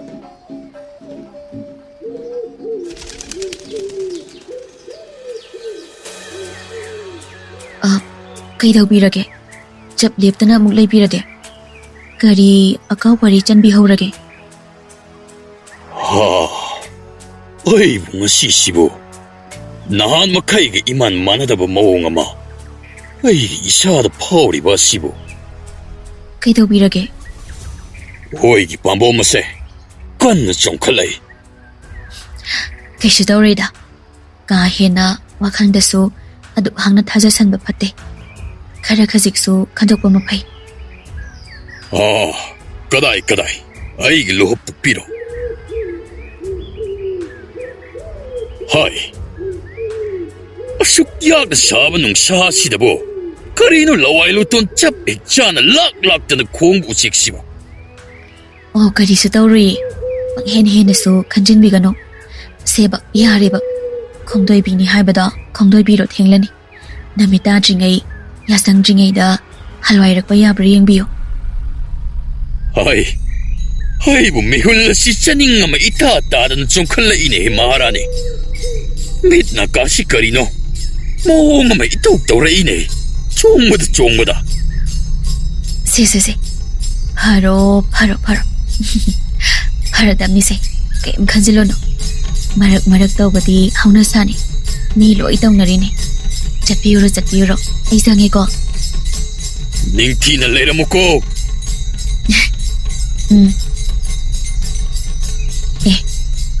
ꯀꯔꯤꯅꯣ ꯀꯗꯥꯏꯗꯒꯤ ꯆꯦ ꯃꯀꯣꯜꯅꯣ ꯁꯤꯗꯤ ꯀꯅꯥꯝꯇꯁꯨ ꯂꯩꯕ ꯎꯗꯦ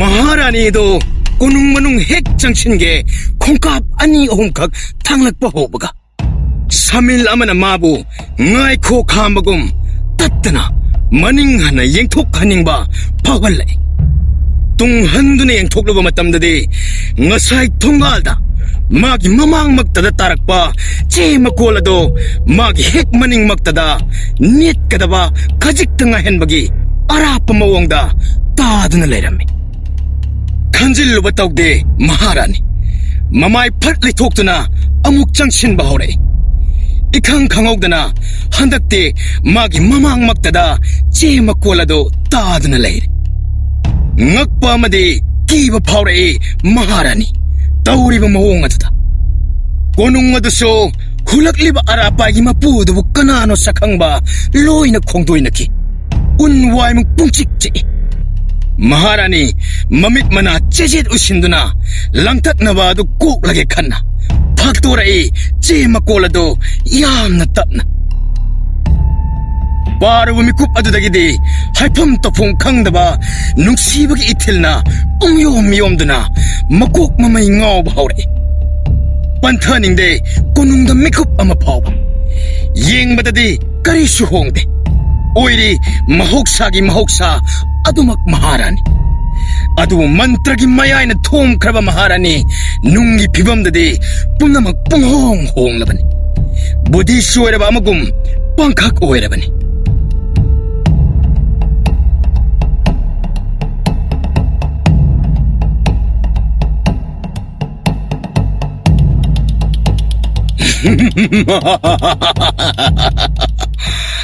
아이 닝마통래 아이 닝마통래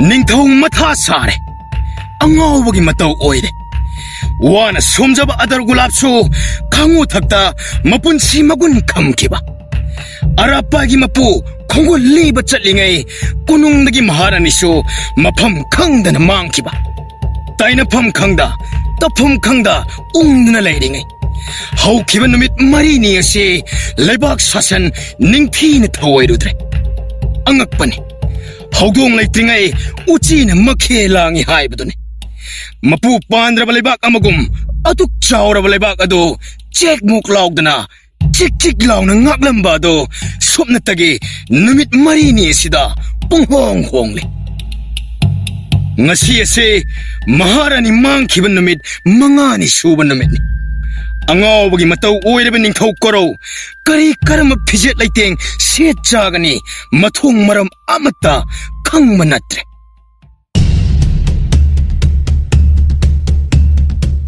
ꯍꯧꯈꯤꯕ ꯅꯨꯃꯤꯠ 4ꯅꯤ ꯑꯗꯨꯗꯒꯤ ꯍꯧꯔꯒ ꯀꯣꯅꯨꯡ ꯑꯁꯤꯒꯤ ꯃꯍꯥꯔꯥꯅꯤꯅ ꯃꯍꯥꯛꯀꯤ ꯍꯦꯛ ꯐꯝꯐꯝ ꯂꯥꯡ ꯑꯁꯤꯗ ꯂꯦꯡꯁꯤꯟꯗ꯭ꯔꯤꯕ ꯃꯈꯩ ꯗꯔꯕꯥꯔ ꯃꯤꯐꯝ ꯐꯝꯕꯒꯤ ꯋꯥꯔꯦꯞ ꯑꯀꯛꯄ ꯂꯩꯇꯅ ꯌꯩꯊꯣꯛꯂꯦ ꯂꯩꯔꯤꯕ ꯑꯩꯒꯤ ꯂꯥꯂꯨꯞ ꯃꯈꯩ ꯅꯈꯣꯏ ꯀꯥꯡꯕꯨ ꯁꯦꯝꯂꯗꯨꯅ ꯃꯍꯥꯔꯥꯅꯤ ꯊꯤꯕꯒꯤ ꯈꯣꯡꯆꯠ ꯑꯃ ꯉꯁꯤꯗꯒꯤ ꯍꯧꯒꯗꯕꯅꯤ ꯅꯤꯡꯊꯧ ꯑꯩ ꯌꯥꯎꯅ ꯈꯣꯡꯅꯤꯡꯕꯅꯤ ꯍꯩ ꯁꯦꯅꯥꯄꯇꯤ ꯅꯍꯥꯛꯅ ꯑꯩꯒꯤ ꯏꯍꯨꯠ ꯁꯤꯜꯂꯦꯔꯒ ꯑꯩꯅ ꯍꯜꯂꯛꯇ꯭ꯔꯤꯕ ꯐꯥꯎꯕ ꯈꯨꯕꯝ ꯑꯁꯤꯕꯨ ꯅꯤꯡꯊꯤꯅ ꯉꯥꯛꯁꯤꯜꯂꯝꯒꯗꯕꯅꯤ ꯍꯟꯗꯛꯀꯤ ꯈꯣꯡꯆꯠ ꯃꯇꯥꯡ ꯑꯁꯤꯗꯤ ꯅꯍꯥꯛꯄꯨ ꯌꯥꯎꯅ ꯆꯠꯄꯒꯤꯅ ꯊꯧꯗꯥꯡ ꯑꯗꯣ ꯑꯩꯅ ꯄꯤꯔꯔꯣꯏ ꯃꯗꯨꯒꯤ ꯃꯍꯨꯠ ꯑꯩꯅ ꯍꯥꯏꯔꯤꯕꯗꯨꯅꯤ ꯈꯨꯕꯝ ꯑꯁꯤꯕꯨ ꯉꯥꯛꯁꯦꯟꯗꯨꯅ ꯅꯤꯡꯊꯤꯅ ꯂꯩꯔꯝ ꯄꯨꯝꯅꯃꯛ ꯅꯪꯕꯨ ꯊꯥꯖꯕꯗꯒꯤ ꯑꯩꯅ ꯋꯥꯐꯝ ꯑꯁꯤꯕꯨ ꯁꯤꯟꯅꯔꯤꯕꯅꯤ ꯅꯅꯥꯏ ꯄꯨꯝꯅꯃꯛ ꯋꯥꯈꯜ ꯇꯥꯖꯔꯦ ꯏꯅꯤꯡꯊꯧꯅ ꯊꯧꯖꯥꯟꯕꯤꯕꯗꯤ ꯅꯅꯥꯏ ꯑꯩꯒꯤꯗꯤ ꯃꯄꯣꯛ ꯁꯤꯃꯒꯤ ꯃꯍꯩ ꯌꯥꯜꯂꯦ ꯁꯔꯒ ꯄꯛꯅ ꯏꯈꯨꯠ ꯂꯥꯝꯕ ꯌꯧꯁꯤꯟꯖꯔꯦ ꯊꯃꯣꯏꯗ ꯆꯦꯠꯅ ꯂꯧꯖꯔꯦꯗꯣ ꯏꯅꯤꯡꯊꯧꯒꯤ ꯏꯃꯥ ꯃꯍꯥꯔꯥꯅꯤ ꯊꯤꯕ ꯈꯣꯡꯆꯠ ꯃꯥꯏ ꯁꯣꯏꯗꯅ ꯄꯥꯛꯀꯅꯤ ꯅꯅꯥꯏ ꯃꯤꯀꯨꯞ ꯑꯗꯨꯕꯨ ꯌꯧꯅ ꯈꯨꯕꯝ ꯑꯁꯤꯕꯨ ꯃꯇꯨ ꯅꯥꯝꯃ ꯐꯥꯎꯕ ꯇꯦꯛꯇꯅ ꯉꯥꯛ ꯁꯦꯟꯖꯔꯝꯒꯦꯗꯣ ꯏꯅꯤꯡꯊꯧꯅ ꯌꯥꯏꯐꯔꯦ ꯏꯅꯤꯡꯊꯧ ꯀꯣꯔꯧꯅ ꯌꯥꯏꯐꯔꯦ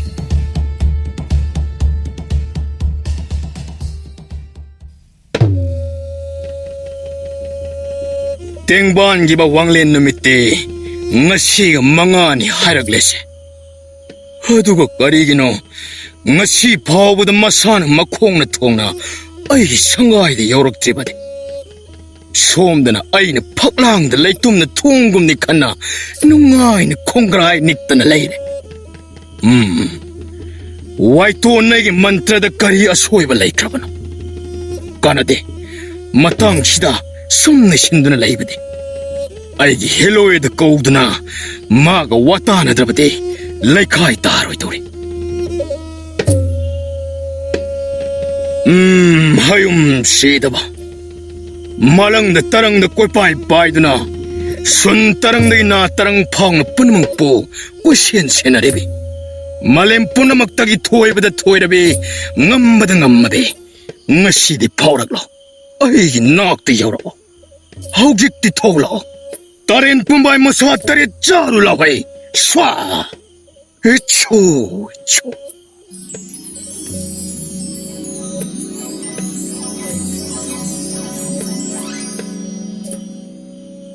ꯑꯩꯕꯨ ꯀꯧꯕꯗꯤ ꯅꯪꯒꯤ ꯀꯔꯤ ꯅꯌꯥꯊꯪ ꯄꯤꯅꯤꯡꯕ ꯂꯩꯕꯅꯣ ꯍꯥꯏꯌꯨ ꯃꯥꯏꯈꯨꯝ ꯎꯞꯄ ꯋꯥꯏꯇꯣꯟ ꯃꯥꯏꯕ ꯂꯥꯛꯇꯤ ꯂꯥꯛꯂꯤꯗꯅ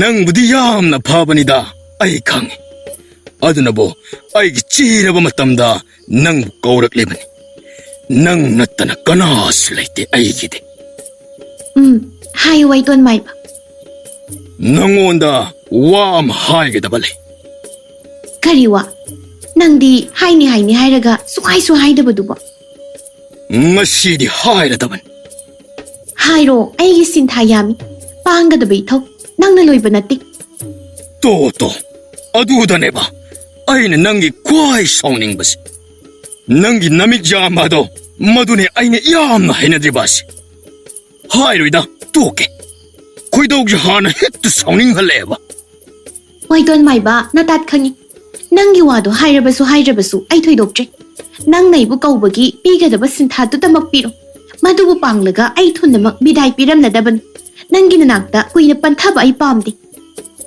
ꯑꯣ ꯌꯥꯝꯅ ꯄꯣꯡꯊꯣꯛ ꯆꯥꯎꯊꯣꯛꯑꯝꯕꯒꯤ ꯋꯥꯅꯤꯅꯦ ꯐꯔꯦ ꯃꯔꯨ ꯑꯣꯏꯕꯇꯃꯛ ꯍꯥꯏꯔꯣ ꯍꯥꯏꯔꯕꯅꯤꯅ ꯍꯥꯏꯔꯒꯦ ꯅꯍꯥꯟꯁꯤ ꯑꯩꯅ ꯃꯟꯇ꯭ꯔ ꯑꯃꯈꯛ ꯑꯗꯨꯉꯩ ꯅꯍꯥꯛꯀ ꯅꯨꯡꯇꯤ ꯅꯨꯃꯤꯠ ꯈꯨꯗꯤꯡꯒꯤ ꯅꯛꯅꯔꯤꯉꯩ ꯋꯥꯡꯂꯦꯟ ꯑꯗꯨꯗ ꯅꯪꯅ ꯑꯩꯉꯣꯟꯗ ꯆꯦꯛꯁꯤꯟꯅ ꯇꯥꯛꯂꯝꯕ ꯃꯍꯩꯁꯤꯡꯒꯤ ꯃꯅꯨꯡꯗꯒꯤ ꯑꯃꯈꯛ ꯑꯩꯅ ꯃꯐꯝ ꯆꯥꯅ ꯁꯤꯖꯤꯟꯅꯕꯅꯤ matang charaba khaktada sinau chet na nang na sinarambana ai matang chana sizinabani adabu hawkhiba namit marini sida pangi hairabadi irai laina panba yarabani khudakta pangadaba aduna nimit kaya changhaliba ase matau karamnana marik chumna mayek sengna hayo chinthi bi heloi Waiton Maiba, nang na tawba ay nakarigi kangloy. Nahakti sok na dagi. Ay nataklam mantra kaktana miyam nagdatin zaba pangjaba. Isam samba taybang miyoy ba makak. Nakuta sakti lere hayna napal thoychat na ba taybang miyoy ba. Nasagi haurak pambutungoy na ba. Nang nakari khali, kari pangi hay ba. Ay na hotrong ho na ubang ami. Napam da sakti sinaruba nasidi awapam da tari. Layamarak dagi ay mo na taybirabani. Nunggi itil na laptop pangamdabadagi. Ngasisu, nang nagkaurakpada hoyadaba ngamda. Ay nanakta yaurakliba naramchatki hairabadi. Ay kachik tu na kanglibani. Nanggi mantra na takliba. Taybang miyoy ba do? Nahak ka nano haibadi masak kanglabra. Mahak ado. Asamba miyama nati. Nanggi mantra jaban tapam soynari. Oi, chummi, ai sukangni. Mahak achama miyama nate lebak asigi maharani. Adu kaidawi haibage. Matang na matam na puraklabade maharani oirabaso ay gitaloy uoiba yaina. Nongdam thiba mapukni Waiton Maiba. Pumnamag mabungo magi kumhay ngaktani. Mahak ado atay kanasu nati. Mali masida lengli paliba hingliba thawai panba amadi pandaba pumnamag pu sembiriba. Mapuy bungo mahaki amata puksabi tom thin nganjaribi. Janurai bema henthoibi haibaduni. Kari mapuy bungoge amata poksabi Janurai bema hentoibi. Nati maduay thoktabani. Maduay thoktabani. Nang na haiba aini yadi haiba gidamak aibu kihalibani. Namthak tawribani ay khangi. Ma khakta nati. Taibang pala sida kongleng lakliba. Mapuy bungo magi asanba mayanupa sorabat mahaksu taibang pal sida kumhay yauduna layribani. Laining thaw mahakna henthoi biyamadi sorabat makoy ani amana amanungshi na handa. Kumhay mapung phan na buhot na bana. Makoy ani amana amabu sakhang na dabani. Adubu pumna magsing asibu nang na maram oiraga. Toy na kayhan gadawri. Kay bahawri. Adusu aina takpi tabikiba mantra adumakna. Launam wahay na aibu mipayan ka na. Layo hiraba na koy na adum sintirabade taibang miwe ay koy na di karam tumilay ka ni. Haibigi tazo hai. Hausikti nahaki matam loy. Layang ga mayok na bangam gani siyam sado na muksariba thoy chat pa nasat ado. Utgum upulgum liyam na makmang lagani. Hentoy bibu nanggi taloy oibadi mapok tarit lagtasu matu na mapawa sok ngamdoy. Pumnamag taibang mapu magi kumhay ni. Mantra gi laysonda mabungo sorabat na magi aroy bu wahay da kanglay nong pok hentoy bihay bu wahay ato. Nahak na lagtok hawda na nanggi mantra gi asoy bu maram oy kibani. Ay di nang bunong sibana ay gilaysa bu pumba na pam na sinakibani. Adubu mabungo mahak na hausikti ay basu. Taibang panba busu nanggi na pamdagi kallabani. Ngasi haiba korong nongza sidagidi nang nagkauba amuk kanalak laroy.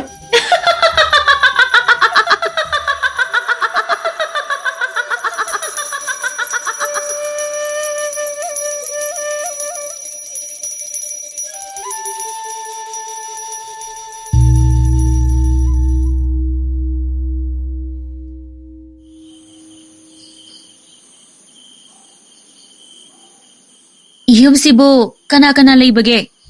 Thong amukta hangbiyu ba? Mabungo sorbata. Mabungo sorbata. Aine henthoi bine. Kana hangba noi bema. Ay ma. Ibema maharani. Kari matauno tauri basidia. Ay ibu. Manglahara wakal taba ngamsadre. Ima. Mabungo sorbata bulay bidabra. Ngakpig ani maharani sorabat ta kaubadi mapam asida kanam talaydi niya mapam si butchum libra ahing nong yay su oire ꯈꯣꯡꯕꯨꯅꯥꯏ ꯀꯅꯥ ꯑꯃꯠꯇꯁꯨ ꯌꯥꯎꯗꯅ ꯈꯣꯡꯗꯣꯏꯕꯤꯔꯛꯄꯗꯤ ꯀꯔꯤ ꯀꯔꯝꯕ ꯊꯕꯛ ꯈꯣꯡꯆꯠ ꯑꯗꯨꯒ ꯏꯅꯤꯡꯊꯧꯅ ꯀꯗꯥꯏꯗ ꯂꯩꯍꯧꯔꯕ? ꯏꯅꯤꯡꯊꯧ ꯁꯣꯔꯥꯕꯠꯇ ꯃꯊꯟꯇꯃꯛ ꯑꯩꯒꯤ ꯏꯄꯥꯕꯨꯡꯅ ꯇꯥꯏꯕꯪ ꯀꯨꯝꯍꯩ ꯌꯥꯎꯅꯅꯕ ꯊꯥꯈꯤꯕꯅꯤ. ꯏꯄꯥꯕꯨꯡꯅ ꯎꯗ꯭ꯔꯤꯉꯩ ꯆꯩꯔꯛ ꯊꯤꯗꯨꯅ ꯆꯦꯟꯊꯣꯛꯆꯔꯛꯄꯅꯤ. ꯑꯩ ꯃꯕꯨꯡꯉꯣ ꯁꯣꯔꯥꯕꯠꯇ ꯂꯩꯇꯕ ꯃꯐꯝ ꯀꯗꯥꯏꯗꯁꯨ ꯍꯤꯡꯕ ꯄꯥꯝꯗꯦ. ꯏꯃꯥ, ꯃꯕꯨꯡꯉꯣ ꯃꯍꯥꯛꯄꯨ ꯂꯩꯔꯕꯗꯤ ꯑꯃꯨꯛꯇ ꯎꯅꯍꯟꯕꯤꯌꯨꯕ ꯅꯆꯥꯒ. ꯉꯁꯤꯒꯤ ꯃꯇꯧꯁꯤꯕꯨ ꯑꯩꯕꯨ ꯑꯃꯨꯛꯇꯁꯨ ꯃꯃꯥꯡꯗ ꯊꯣꯛꯈꯤꯗ꯭ꯔꯤ. ꯍꯧꯖꯤꯛ ꯑꯩꯒꯤ ꯃꯥꯡꯗ ꯂꯦꯞꯂꯤꯕꯁꯤ ꯂꯩꯕꯥꯛ ꯑꯁꯤꯒꯤ ꯃꯍꯥꯔꯥꯅꯤꯗꯤ ꯃꯍꯥꯔꯥꯅꯤꯅꯤꯀꯣ. ꯀꯔꯤ ꯈꯟꯕꯤꯔꯤꯕꯅꯣ ꯏꯃꯥ? ꯑꯩꯁꯦ ꯃꯍꯥꯔꯥꯅꯤ ꯍꯦꯟꯊꯣꯏꯕꯤꯅꯤ. ꯑꯩꯒꯤ ꯏꯁꯥꯕꯤ ꯁꯣꯔꯥꯕꯠꯇꯕꯨ ꯎꯅꯤꯡꯕꯅ ꯉꯥꯎꯔꯕꯤ ꯍꯦꯟꯊꯣꯏꯕꯤ ꯃꯍꯥꯔꯥꯅꯤ.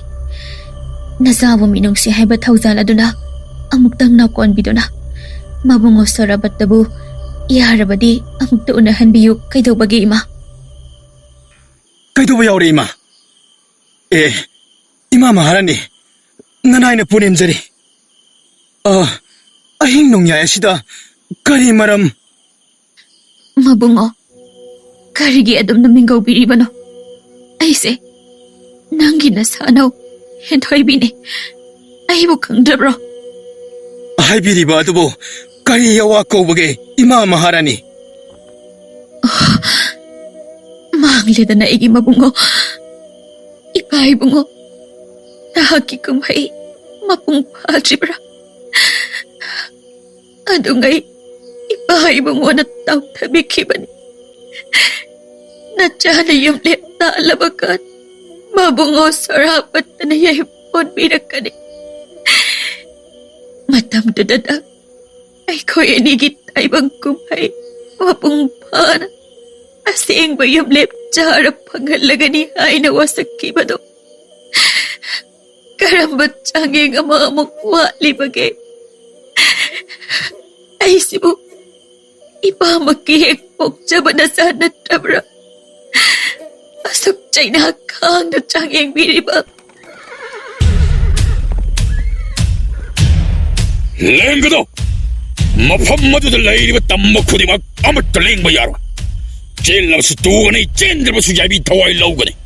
ꯈꯪꯒꯅꯤꯗꯅ ꯁꯔꯤꯁꯨ. ꯅꯤꯡꯊꯧ ꯀꯣꯜꯒꯤ ꯑꯆꯤꯠ ꯑꯀꯣꯝꯕ ꯀꯨꯞꯁꯦꯟ ꯁꯦꯟꯅꯗꯨꯅ ꯀꯣꯔꯧ ꯅꯤꯡꯊꯧ ꯑꯩꯒꯤ ꯌꯥꯏꯕꯤ ꯑꯣꯏꯔꯤꯕꯤ ꯊꯋꯥꯏ ꯍꯦꯟꯊꯣꯏꯕꯤꯕꯨ ꯁꯦꯠꯇꯨꯅ ꯍꯨꯕꯒꯤ ꯅꯇꯤꯛꯇꯤ ꯅꯍꯥꯛꯀꯤ ꯌꯥꯏꯕꯤ ꯊꯋꯥꯏ ꯃꯥꯡꯕ ꯅꯠꯇꯅ ꯑꯇꯩ ꯀꯔꯤ ꯀꯔꯝꯕ ꯎꯄꯥꯏ ꯂꯩꯔꯤꯕꯒꯦ? ꯂꯩꯔꯕꯗꯤ ꯎꯄꯥꯏ ꯍꯥꯏꯖꯍꯧꯔꯣ, ꯅꯊꯋꯥꯏ ꯃꯥꯡꯂꯣꯏꯗꯕꯒꯤ ꯃꯔꯝ. ꯑꯩꯒꯤ ꯏꯁꯥꯒꯤ ꯃꯔꯥꯜ ꯂꯩꯇꯦ. ꯀꯔꯤꯒꯤꯗꯃꯛ ꯋꯥꯉꯥꯡ ꯑꯗꯨ ꯀꯟꯖꯥꯎꯍꯜꯂꯤꯕ? ꯊꯣꯏꯆꯠꯄ ꯅꯇꯧꯗꯤ ꯇꯧꯐꯗꯦ. ꯃꯔꯝ ꯆꯥꯗꯅ ꯃꯤꯕꯨ ꯃꯔꯥꯜ ꯁꯤꯕꯗꯤ ꯋꯥꯌꯦꯜ ꯀꯇꯤ ꯄꯥꯏꯔꯤꯕ, ꯁꯛꯇꯤ ꯆꯨꯛꯂꯤ ꯄꯥꯏꯕ ꯅꯈꯣꯏꯒꯤ ꯅꯆꯠꯂꯍꯩ. ꯏꯆꯥꯕꯨ ꯇꯨꯕꯨꯝ ꯅꯥꯝꯃ ꯁꯣꯛꯂꯕꯗꯤ ꯅꯤꯡꯊꯧꯒꯤ ꯃꯤꯡꯒꯧ ꯊꯧꯒꯂꯣꯟ ꯌꯥꯎꯔꯛꯂꯣꯏ ꯈꯪꯖꯧꯍꯩ. ꯏꯌꯥ! ꯑꯩ ꯆꯤꯟꯊꯤꯕꯦ!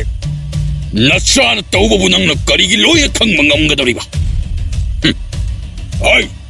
ꯅꯈꯣꯏ ꯌꯨꯝ ꯑꯁꯤ ꯑꯀꯣꯏꯕ ꯂꯣꯏꯅ ꯀꯣꯏꯁꯤꯟꯗꯨꯅ ꯂꯩꯌꯨ. ꯃꯄꯨ ꯇꯥꯛꯇꯨꯅ ꯂꯧꯕ ꯍꯨꯔꯥꯟꯕ ꯍꯥꯏꯕꯅꯤ.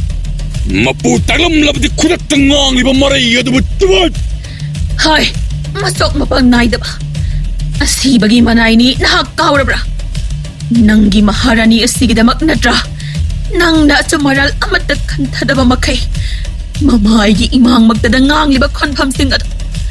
ꯃꯔꯥꯜꯅꯕꯨ ꯁꯦꯡꯂꯕꯗꯤ ꯏꯆꯥꯕꯨ ꯃꯃꯥ ꯑꯩꯒꯤ ꯏꯃꯥꯡꯃꯛꯁꯤꯗ ꯅꯍꯥꯛꯀꯤ ꯑꯅꯤꯡꯕ ꯄꯥꯡꯊꯣꯛꯆꯧ. ꯃꯃꯥ ꯑꯩꯅ ꯅꯣꯛꯅ ꯅꯣꯛꯅ ꯏꯆꯥꯒꯤ ꯁꯣꯔꯅ ꯄꯤꯈꯝꯅꯈꯤꯕ, ꯊꯋꯥꯏꯅ ꯄꯣꯟꯊꯥ ꯄꯤꯈꯤꯕꯗꯨ ꯉꯥꯏꯗꯨꯅ ꯂꯩꯈꯤ.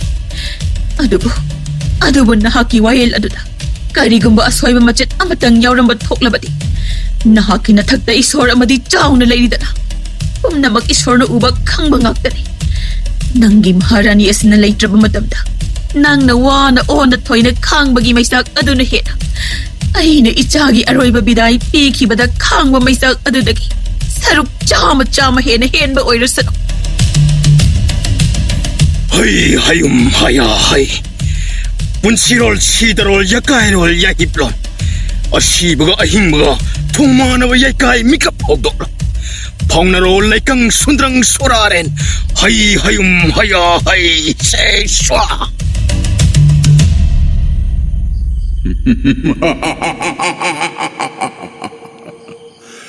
Maiba waiton, mai kumgi marumda nangi kumhay, ngasidagi nahag, miyoy mapukta amukhan na pongam lanoy. Itsu, yaitam masingbala hey, itsu.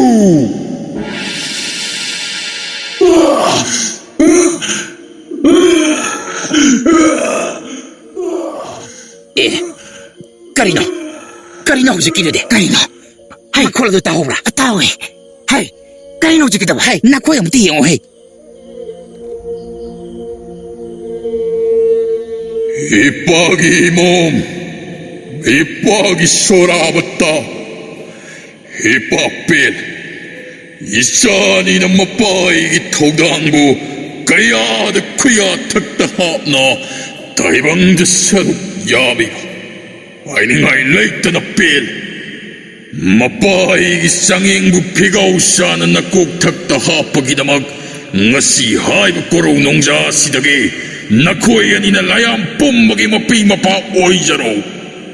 Epagi sorabata aujik tinahaki mangam sat punsibo hamukan na ningsing mangamba oy jaro hay hayum sidaba.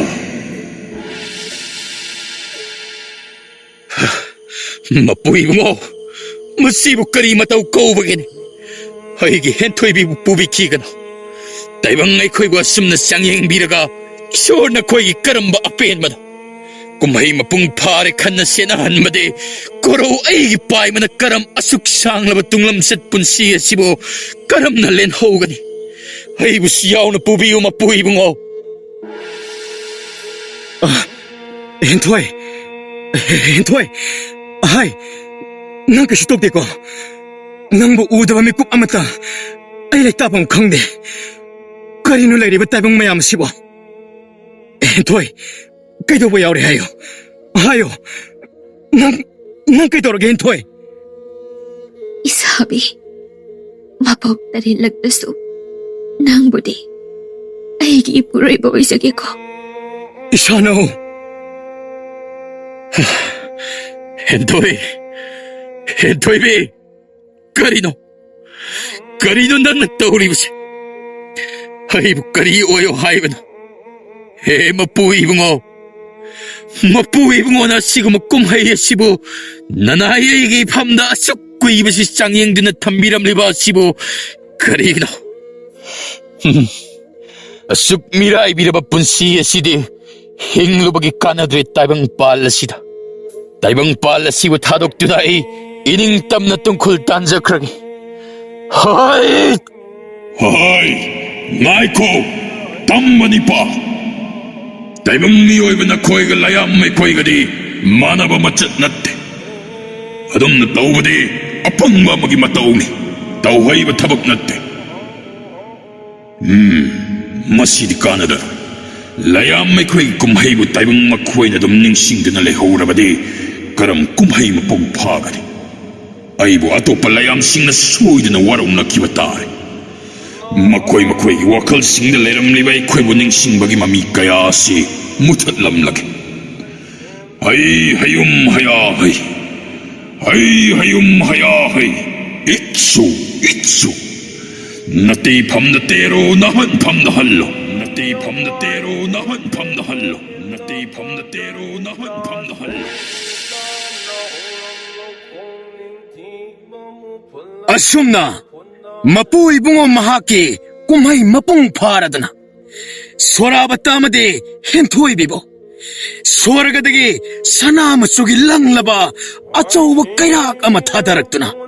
Makoy hanagi yumbal punsida, kongda na bagidamag, mayumong marayay, sorarenda amok, halway kre. Aduga miram lenda lehoriba, ningtaw korowana. Mahaki hauki punsi kongchut kayabo, ningsing bagi mami amat talahenda. Nupi tidri baning tau amagum kalanduna. Lebak praja miyam punamag na, mahara ningi kubam hap na bagi damag, atso ba ihaw ama, hawalag lamki.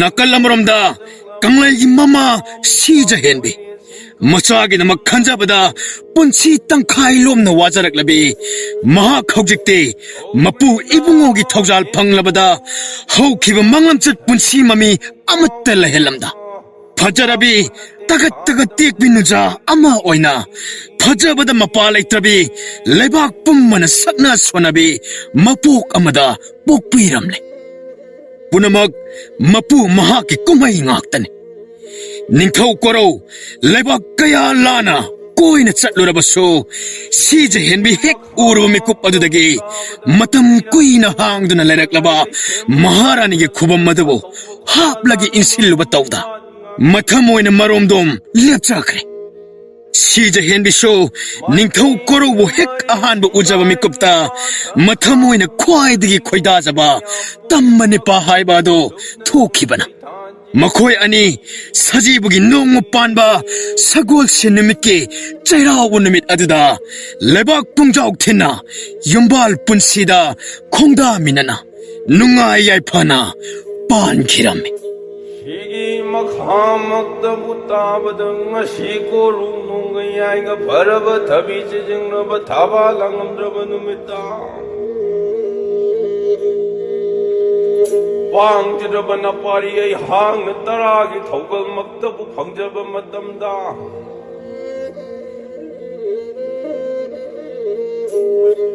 소위 마차망악 비우 람바차마 간비우 하이드나 mai cây mari sung dai ni pa ta kha puri ba ching